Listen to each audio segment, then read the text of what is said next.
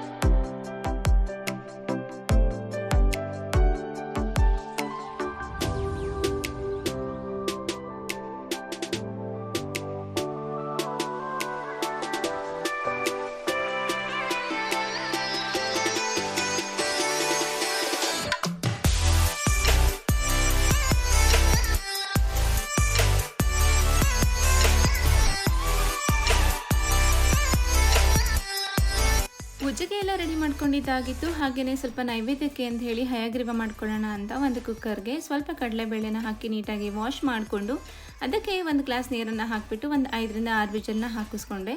ನಂತರ ಸ್ವಲ್ಪ ಬೆಲ್ಲನ ಕುದಿಯೋದಕ್ಕೆ ಅಂತ ಇಟ್ಕೊಂಡಿದ್ದೆ. ಸ್ವಲ್ಪ ನೀರು ಹಾಕಿಬಿಟ್ಟು ಅದನ್ನು ಈ ಕಡಲೆಬೇಳೆ ಜೊತೆಗೇ ಹಾಕಿಬಿಟ್ಟು ಮತ್ತೆ ಸ್ವಲ್ಪ ಅದಕ್ಕೆ ಕೊಬ್ಬರಿ ತುರಿನ ಕೂಡ ಆ್ಯಡ್ ಮಾಡಿ ಮತ್ತೆ ಇನ್ನೊಂದೆರಡು ವಿಜಲ್ನ ಹಾಕಿಸ್ಕೊಂಡೆ. ನಂತರ ಇದಕ್ಕೆ ತುಪ್ಪದಲ್ಲಿ ಗೋಡಂಬಿನ ಹುರಿದು ಹಾಕಿದ್ರೆ ತುಂಬ ಚೆನ್ನಾಗಿರುತ್ತೆ ಅಂತ ಹೇಳಿ ತುಪ್ಪದಲ್ಲಿ ಸ್ವಲ್ಪ ಗೋಡಂಬಿನ ಹುರಿದ್ಬಿಟ್ಟು ಇದಕ್ಕೆ ಮಿಕ್ಸ್ ಮಾಡ್ಕೊಂಡಿದ್ದೀನಿ. ನಂತರ ಪ್ರಸಾದನ ತೊಗೊಂಡು ಹೋಗಿ ದೇವ್ರ ಮನೆಯಲ್ಲಿ ಇಟ್ಟು ನಾನು ಪೂಜೆನ ಕೂಡ ಸ್ಟಾರ್ಟ್ ಮಾಡಿಕೊಂಡೆ. ಪೂಜೆನ ಮಾಡ್ತಾ ಹಾಗೆ ಸ್ವಲ್ಪ ರಾಘವೇಂದ್ರ ಸ್ವಾಮಿಯವ್ರದ್ದು ಹಾಗೆಯೇ ಲಕ್ಷ್ಮೀ ದೇವಿದೂ ಕೂಡ ಅಷ್ಟೋತ್ತರನ ಸ್ವಲ್ಪ ಹೊತ್ತು ನಾನು ಓದಿದೆ.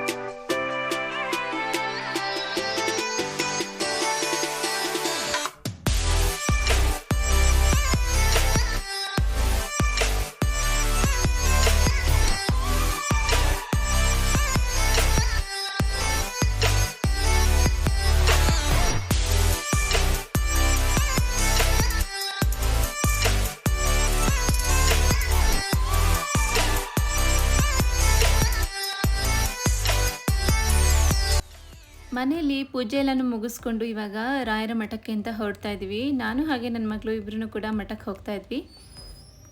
ಇವತ್ತು ನನ್ನ ಮಗಳಿಗೆ ಹಾಲಿಡೇ ಇತ್ತು, ಅಂದರೆ ಸ್ಟಡಿ ಹಾಲಿಡೇ ಇತ್ತು. ಅವಳಿಗೆ ಎಕ್ಸಾಮ್ಸ್ ನಡೀತಾ ಇದೆ. ಸೊ ಹಾಗಾಗಿ ಅವಳು ಕೂಡ ಮನೇಲೇ ಇದ್ಲು. ಸ್ವಲ್ಪ ನನಗೂ ಕೂಡ ಹೆಲ್ಪ್ ಮಾಡಿಕೊಂಡು ಇವಾಗ ಬೇಗ ಕೆಲಸನೂ ಆಯಿತು. ಇವಾಗ ಇಬ್ಬರೂ ದೇವಸ್ಥಾನಕ್ಕೆ ಬಂದಿದ್ದೀವಿ.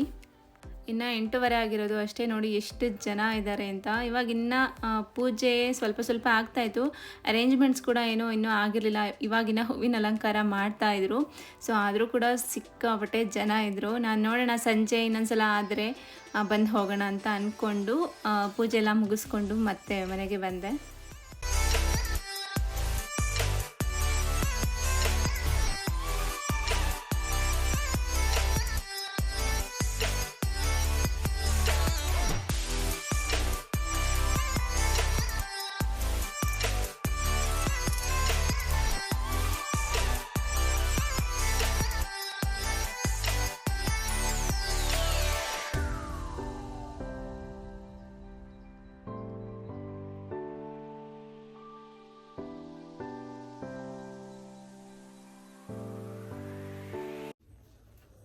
ಇದು ತುಳಸಿ ಪ್ರಸಾದ ಅಲ್ಲಿ ಇಲ್ಲಿ ಹಾಕಿರ್ತೀನಿ.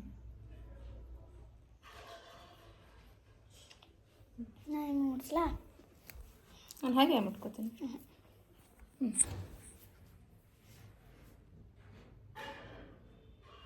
ಓಕೆ, ತಿಂಡಿ ಮಾಡೋಣ. 5 ನಿಮಿಷ ಕೂತ್ಕೊಂಡು ಆಮೇಲೆ ತಿಂಡಿ ಮಾಡೋಕ್ಕೆ ಹೋಗೋಣ. ಬೆಳಗ್ಗೆ ಕ್ವಿಕ್ ಆಗಿ ಆಗುವಂಥದ್ದು ಉಪ್ಪಿಟ್ಟು. ಸೊ ಹಾಗಾಗಿ ನಾನು ಕೂಡ ಈಗ ಉಪ್ಪಿಟ್ಟನ್ನೇ ಮಾಡ್ಕೋತಾ ಇದ್ದೀನಿ. ಸ್ವಲ್ಪ ರವೆನ ಹುರಿದು ಫಸ್ಟಲ್ಲಿ ಎತ್ತಿಟ್ಕೊಂಡೆ. ನಂತರ ಅದೇ ಬಾಣಲಿಗೆ ಸ್ವಲ್ಪ ಎಣ್ಣೆ, ಕಡಲೆಬೇಳೆ, ಸಾಸಿವೆನ ಹಾಕಿ ಕಡಲೆಬೇಳೆ ಸ್ವಲ್ಪ ಕೆಂಪಗಾಗೋವರೆಗೂ ಇದನ್ನು ಚೆನ್ನಾಗಿ ಹುರ್ಕೊಂಡು ನಂತರ ಸಣ್ಣಕ್ಕೆ ಉದ್ದಕ್ಕೆ ಹೆಚ್ಚಿರುವಂಥ ಈರುಳ್ಳಿ, ಹಸಿರು ಮೆಣಸಿನ್ಕಾಯಿನ ಹಾಕಿ ಜೊತೆಗೆ ಕರಿಬೇವಿನ ಸೊಪ್ಪನ್ನು ಕೂಡ ಹಾಕಿ ಚೆನ್ನಾಗಿ ಹುರ್ಕೊಂಡೆ. ನಂತರ ಈರುಳ್ಳಿ ಎಲ್ಲ ಕೆಂಪಗಾದ್ಮೇಲೆ ಅದಕ್ಕೆ ನಾನು ಸಣ್ಣಕ್ಕೆ ಹೆಚ್ಚಿಟ್ಟಿರುವಂಥ ಕ್ಯಾರೆಟ್, ಬೀನ್ಸ್ ಹಾಗೆ ಆಲೂಗಡ್ಡೆನೂ ಕೂಡ ಆ್ಯಡ್ ಮಾಡಿಕೊಂಡು ಎಣ್ಣೆನಲ್ಲೇ ಚೆನ್ನಾಗಿ ಹುರ್ಕೊಂಡೆ. 1-2ರಿಂದ 3 ನಿಮಿಷ ಹೀಗೇ ಎಣ್ಣೆಯಲ್ಲಿ ಹುರ್ಕೊಂಡ್ರೆ ಚೆನ್ನಾಗಿ ಬೆಂದಿರುತ್ತೆ. ಅಂದರೆ ಕಂಪ್ಲೀಟಾಗಿಯೂ ಬೇಯಬಾರ್ದು, ಒಂದು ಅರ್ಧ ಭಾಗದಷ್ಟು ಬೆಂದಿದ್ರೆ ಸಾಕು. ಅದಾದ ನಂತರ ಒಂದು ಅರ್ಧ ಹೆಚ್ಚಿಟ್ಟಿರುವಂಥ ಟೊಮ್ಯಾಟೋನ ಕೂಡ ಆ್ಯಡ್ ಮಾಡಿಕೊಂಡು ಅದಕ್ಕೆ ಸ್ವಲ್ಪ ಉಪ್ಪನ್ನು ಸೇರಿಸ್ಕೊಂಡೆ. ಉಪ್ಪನ್ನು ಹಾಕಿ 1-2 ನಿಮಿಷ ಬಿಟ್ಟು ನಂತರ ಇದಕ್ಕೆ ಒಂದು 3 ಗ್ಲಾಸ್ ಆಗುವಷ್ಟು ನೀರನ್ನು ಹಾಕ್ಕೊಂಡಿದ್ದೀನಿ. ನಮ್ಮನೇಲಿ ಸ್ವಲ್ಪ ಸಾಫ್ಟಾಗಿ ಉಪ್ಪಿಟ್ಟನ್ನು ತಿಂತಾರೆ, ಹಾಗಾಗಿ ನಾನಿಲ್ಲಿ 1 ಗ್ಲಾಸ್ ಆಗುವಷ್ಟು ರವೆಗೆ 3 ಗ್ಲಾಸ್ ಆಗುವಷ್ಟು ನೀರನ್ನು ಹಾಕ್ಕೊಂಡಿದ್ದೀನಿ. ಕೆಲವ್ರಿಗೆ ಉದುದ್ರಾಗಿ ಬೇಕು ಅಂತ ಹೇಳಿದರೆ 1:2 ಅಂದರೆ 1 ಗ್ಲಾಸ್ ರವೆಗೆ 2 ಗ್ಲಾಸ್ ನೀರು ಈ ಥರನೂ ಕೂಡ ಹಾಕ್ಕೋಬೋದು. ನಾನಿಲ್ಲಿ 1 ಗ್ಲಾಸ್ ರವೆನ ಮುಂಚೆನೇ ಎತ್ತಿಟ್ಕೊಂಡಿದ್ದೀನಿ. ಸೊ ಇವಾಗ ನೀರನ್ನು ಕೂಡ ಕುದೀತಾ ಇತ್ತು. ಈ ಟೈಮಲ್ಲಿ ಇನ್ನೊಂದು ಸಲ ನಾನು ಉಪ್ಪನ್ನು ಟೇಸ್ಟ್ ನೋಡಿಕೊಂಡು ಇದಕ್ಕೆ ಇವಾಗ ರವೆನ ಆ್ಯಡ್ ಮಾಡ್ಕೋತಾ ಇದ್ದೀನಿ. ಈ ಥರ ಇಷ್ಟು ನೀರಾಗಿರುತ್ತೆ, ಬಟ್ ನೀರೆಲ್ಲ ಅಬ್ಸರ್ವ್ ಮಾಡ್ಕೊಳ್ಳುತ್ತಲ್ಲ, ಆವಾಗ ನೀಟಾಗಿ ಸಾಫ್ಟಾಗಿ ಬರುತ್ತೆ. ಈ ಟೈಮಲ್ಲಿ ನಾನು ಒಂದು ತಟ್ಟೆನ ಮುಚ್ಚಿ ಇಟ್ಟಿದ್ದೀನಿ. ನಂತರ ಇದಕ್ಕೆ ಸ್ವಲ್ಪ ಕೊತ್ತಂಬರಿ ಸೊಪ್ಪನ್ನು ಕೂಡ ಆ್ಯಡ್ ಮಾಡಿಕೊಂಡು ಕಂಪ್ಲೀಟಾಗಿ ಸ್ಟವನ್ನು ಸಿಮ್ಮಲ್ಲೇ ಇಟ್ಟಿರಬೇಕು. ಈ ಟೈಮಲ್ಲಿ ಕೊತ್ತಂಬರಿ ಸೊಪ್ಪನ್ನು ಆ್ಯಡ್ ಮಾಡಿಕೊಂಡು ನಂತರ ಇದನ್ನು ಚೆನ್ನಾಗಿ ಮಿಕ್ಸ್ ಮಾಡಿಕೊಂಡು ಒಂದು ತಟ್ಟೆನ ಮತ್ತೆ ಕ್ಲೋಸ್ ಮಾಡಿ ಸ್ಟವ್ನ ಆಫ್ ಮಾಡಿ ಬಿಟ್ಟರೆ ಒಂದು 5 ನಿಮಿಷ ನೀಟಾಗಿ ಚೆನ್ನಾಗಿ ಅರಳಿರುತ್ತೆ. ತುಂಬಾ ಸಾಫ್ಟಾಗಿ ಉಪ್ಪಿಟ್ಟು ರೆಡಿ ಆಗಿರುತ್ತೆ. ಎವ್ರಿ ಟೈಮ್ ನಾನು ಉಪ್ಪಿಟ್ಟನ್ನು ಮಾಡುವಾಗ ಕೇಸರಿ ಬಾತ್ ಮಾಡ್ತೀನಿ ಕಂಪಲ್ಸರಿ. ಬಟ್ ಇವತ್ತು ಮಾಡಲಿಲ್ಲ, ಯಾಕೆಂದರೆ ಹಯಗ್ರೀವನೇ ಇತ್ತಲ್ಲ, ದೇವರ ಪ್ರಸಾದ, ಅದನ್ನೇ ಯೂಸ್ ಮಾಡ್ಕೊಳ್ಳೋಣ ಬೇಡ ಅಂತ ಹೇಳಿ ನಾನು ಕೇಸರಿ ಬಾತನ್ನು ಮಾಡಲಿಲ್ಲ. ಹಾಗೆಯೇ ನಾವು 3 ಜನನೂ ಕೂತ್ಕೊಂಡು ತಿಂಡಿನ ತಿಂದ್ಕೊಂಡು ಟೈಮ್ ಸ್ಪೆಂಡ್ ಮಾಡಿದ್ವಿ. ಆ್ಯಂಡ್ ಇದಾಗಿತ್ತು ಇವತ್ತಿನ ನನ್ನ ರಾಯರ ಹುಟ್ಟುಹಬ್ಬದ ದಿನದ ವ್ಲಾಗ್. ನಿಮಗೆ ಈ ವಿಡಿಯೋ ಇಷ್ಟ ಆಗಿದೆ ಅಂತ ಅಂದ್ಕೊಳ್ತೀನಿ. ಇಷ್ಟ ಆಗಿದ್ದರೆ ಪ್ಲೀಸ್ ಒಂದು ಲೈಕ್ ಮಾಡಿ. ಹಾಗೆ ಇನ್ನು ಯಾರೆಲ್ಲ ನನ್ನ ಚಾನಲ್ಗೆ ಸಬ್ಸ್ಕ್ರೈಬ್ ಮಾಡ್ಕೊಂಡಿಲ್ಲ ಇವಾಗಲೇ ಸಬ್ಸ್ಕ್ರೈಬ್ ಮಾಡ್ಕೊಳ್ಳಿ. ಹಾಗೆ ಪಕ್ಕದಲ್ಲಿರುವಂಥ ಬೆಲ್ ಐಕಾನ್ನ ಕೂಡ ಪ್ರೆಸ್ ಮಾಡಿ, ಸೊ ದಟ್ ಯಾವುದೇ ನಾನು ವಿಡಿಯೋ ಹಾಕಿದ್ರೂ ಕೂಡ ಅಥವಾ ವ್ಲಾಗ್ಸ್, ಶಾರ್ಟ್ಸ್ ಏನೇ ಹಾಕಿದ್ರೂ ಕೂಡ ಅದು ಫಸ್ಟ್ ನೋಟಿಫಿಕೇಷನ್ ನಿಮಗೆ ತೋರಿಸುತ್ತೆ. Thank you.